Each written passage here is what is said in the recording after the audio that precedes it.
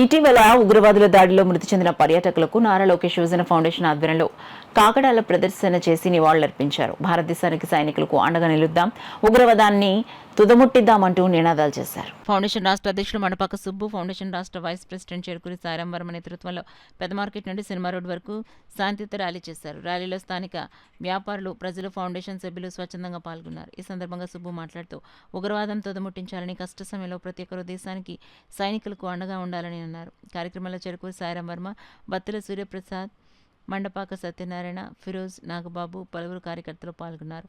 ఘనమైన నివాళులు అర్పిస్తూ మరి ఈరోజు రాష్ట్ర నారా లోకేష్ యువజన ఫౌండేషన్ ఆధ్వర్యంలో మరి రాష్ట్రమంతటా ఈ ఘనమైన నివాళుల కార్యక్రమం చేయడం జరిగింది కాగడాల ద్వారా.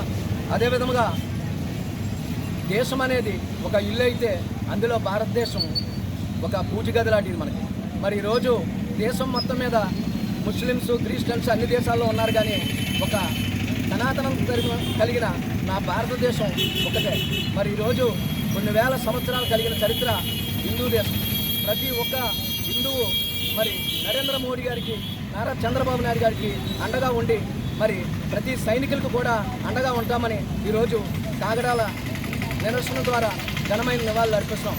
అదేవిధంగా మరి మన నరేంద్ర మోడీ గారు పాకిస్తాన్ను మరి సింధు నది కట్ చేయడం, తర్వాత అనేక కార్యక్రమాలతో మరి ఉనికి లేకుండా చేయడం మాకు చాలా ప్రతి హిందువులోని మాకు ఉద్వేగాన్ని రేపుతుంది. అదేవిధంగా మా ప్రాణం ఉన్నంత వరకు భారత మాతకు అండగా ఉంటాం, సైనికులకు అండగా ఉంటాం.